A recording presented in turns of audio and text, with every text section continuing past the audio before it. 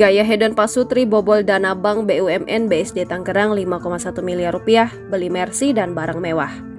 Pak Sutri HS dan FRW, pembobol dana BUMN yang berada di cabang BSD Tangerang menimbulkan kerugian negara mencapai 5,1 miliar rupiah.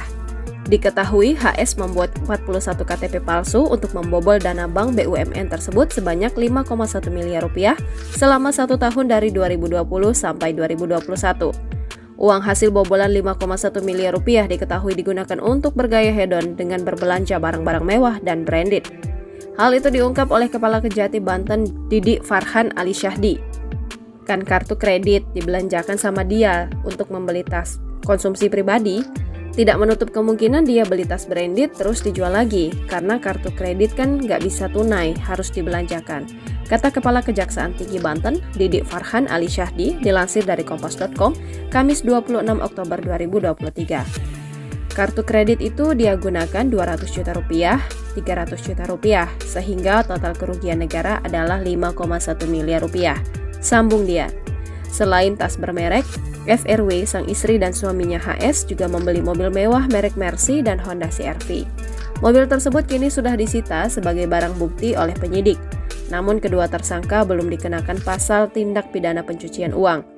Penyidik bidang pidana khusus Kejati Banten akhirnya berhasil menangkap dua tersangka Pak Sutri pembobol dana Bank BRI cabang BSD Tangsel Rabu 25 Oktober 2023. Adapun sosok FRW sang istri diketahui pegawai yang menjabat Priority Banking Officer pada Bank BUMN di kantor cabang BSD Tangerang.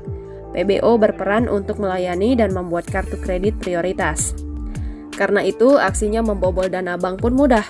Sementara sang suami bekerja sebagai pegawai swasta bertugas membuat atau menyediakan kartu identitas untuk syarat pembukaan rekening dengan saldo awal 500 juta rupiah. HS berperan sebagai pengumpul dan penyuplai KTP. Ia menggunakan identitas asli tapi palsu untuk membuat kartu kredit. Menurut Didi, HS dan FRW kemudian menarik dana di dalam kartu kredit tersebut. Setelah uang tertarik, keduanya kemudian membuat kartu lagi menggunakan KTP orang lain. Hal itu pelaku lakukan sejak tahun 2020 hingga 2021.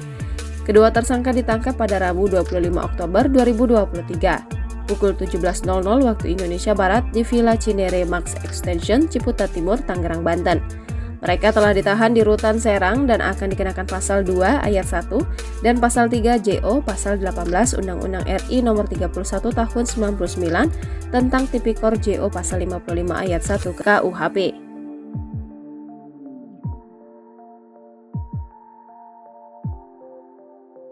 Download Tribun X sekarang, menghadirkan lokal menjadi Indonesia.